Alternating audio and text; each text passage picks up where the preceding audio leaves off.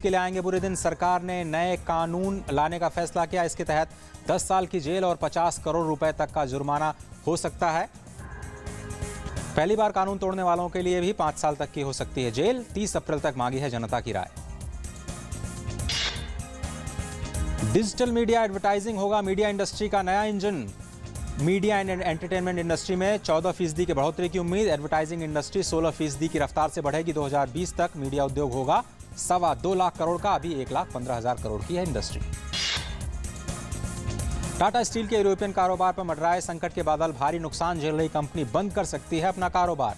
Eurozone की economy में मंदी का दिख रहा है असर।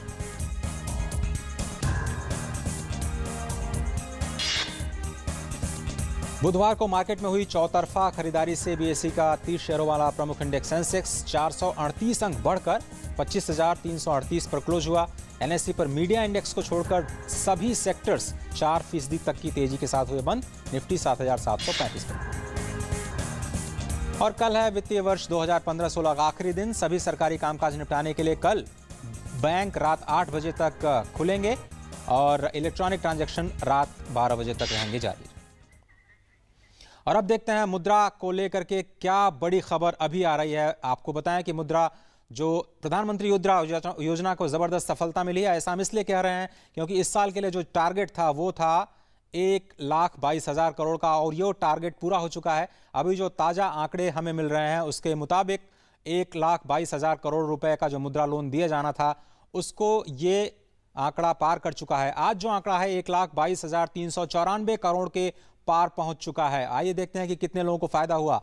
3,22,61,610 मुद्रा लोन जारी किए गए हैं, यानी कम से कम इतने लोगों को फायदा हुआ है। और सबसे ज्यादा फायदा हुआ है महिलाओं और हाशिए पर खड़े लोगों को, यानी जो अंडर प्रिविलेज्ड और महिलाएं हैं उनको सबसे ज्यादा फायदा हुआ है। तो मुद्रा योजना इस साल की एक बड़ी फ्लैगशिप स्कीम जिसका टारगेट भी पूरा हुआ और 3 करोड़ से ज्यादा लोगों को फायदा भी पहुंचा।